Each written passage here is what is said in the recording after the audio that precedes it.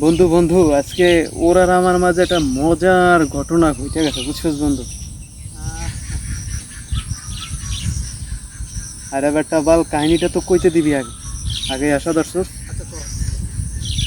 কাহিনীটা হয়েছে কি, ও আর আমি আজকে বুঝছস হিল দিয়া হাইটা যাইতেছি, বুঝছস? হাইটা যাইতেছি, তো মনে কর যে এই মুহূর্তে ওর পার নিচে আমি দেখতেছি যে পা পর্বে পর্বে এর মধ্যেই দেখতেছি যে পার নিচে একদলা কালা ওই কেকের মতো, বুঝছস? তাই ও পাড়া দিবে দিবে, আমি তখন বললাম যে বন্ধু দাঁড়া দাঁড়া দাঁড়া দাঁড়া। তো পার নিচে জানি কি পড়তে লাগছে, ও কী করছে জানোস?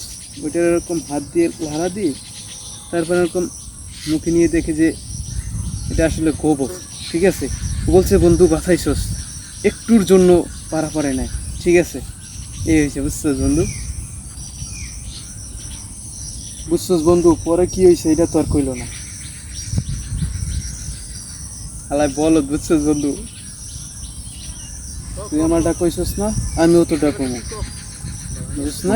তুইও কইছস, আমিও তোর কথাটা গোপন রাখতে কইছি, কইতে মানা করছি না আমি? তুই যখন কইছস আমিও বইলা দিই, তখন বুঝছ না? কইস না। পরে কি হয়েছে জানোস বন্ধু?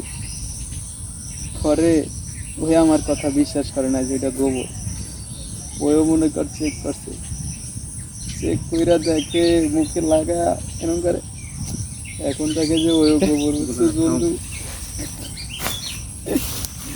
ঘটনাটা কেমন হলো বন্ধু?